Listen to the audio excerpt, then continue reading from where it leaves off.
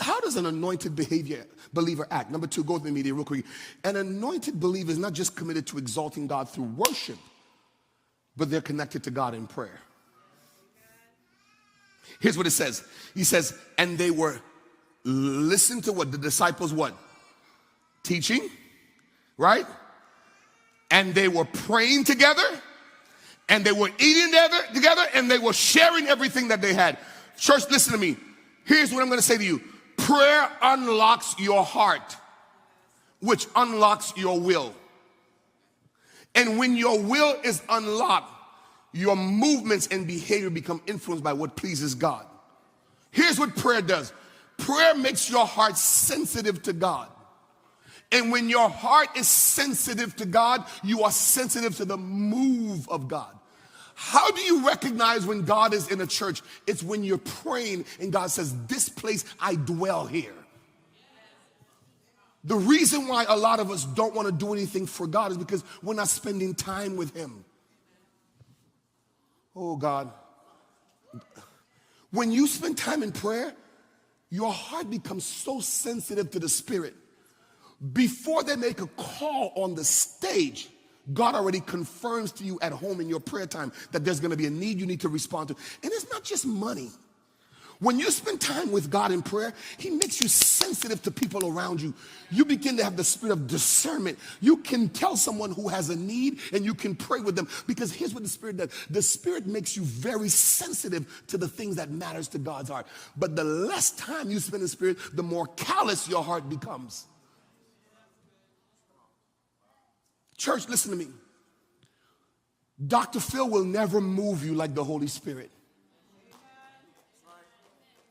Dr. Phil can never convince you to do anything other than the Holy Spirit. If you're not under the influence of the Holy Spirit, my leadership influence means nothing to you. Here's why. Because I'm not the Holy Spirit. Listen, let me tell you something. If you spend time with God in prayer, he will begin to reveal stuff to you, not just about the church. He began to reveal people to you. He began to reveal characters to you.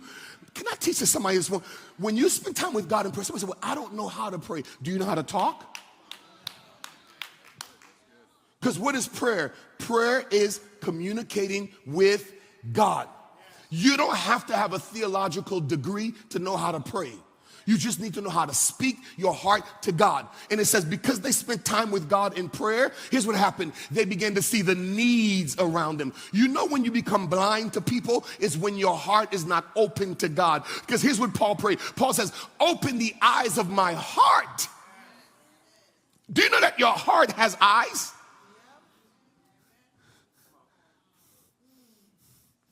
So Dr. Phil, where are you going with this? When you spend time in prayer, you become sensitive to people around you. Someone says, I'm not working. You don't just say, well, I'll just pray about that. No, you say, can I put gas for you? There you go. Actions, yes. Remember Dr. McCray talked about empathy and compassion last week? He set it up perfectly. When you spend time with God in prayer, the Holy Spirit will tell you, call so-and-so. Because they're going through something. You ever had the Holy Spirit prompt you to call somebody out of the blue? Or text someone, and they're like, for some reason, you call me or you text me right on time because I was having a bad day. You know what happened? The Holy Spirit takes that need that person has connected to your heart and he sends you a message. Let me explain it this way. When you are connected to the Holy Spirit, it's like heaven is the dispatch center. And heaven will radio you and says, you need to call so-and-so right now. When you call 911, you know what 911 does? 911 reroutes the call to the nearest police station or the nearest fire station based on your zip code. I'm preaching to two people, but I need you to understand this. When you spend time with God, God begins to reroute people to you based on the grace that he has given you. You have a word of encouragement for someone. When they pray, God connects that need with what you have, and he says, you meet that need. Church, God doesn't come down in person anymore. He uses people.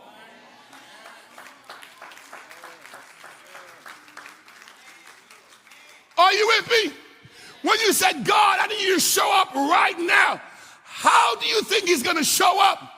He's going to cause someone who was praying to receive instructions from heaven, and they're going to give you the right word for the right season, for the right circumstance. So let me ask you a question. Are you under the influence?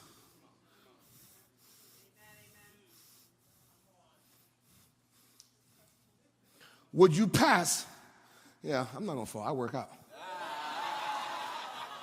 Y'all don't try me.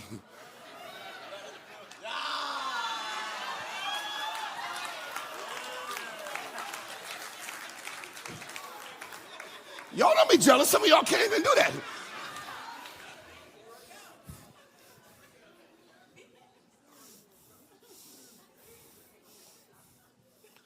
Are we under the influence? Because here's what I'm interested in.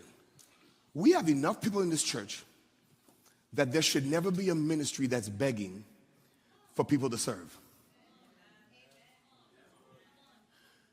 Your praise on Sunday morning doesn't mean absolutely nothing if you're not connected with your service during the week.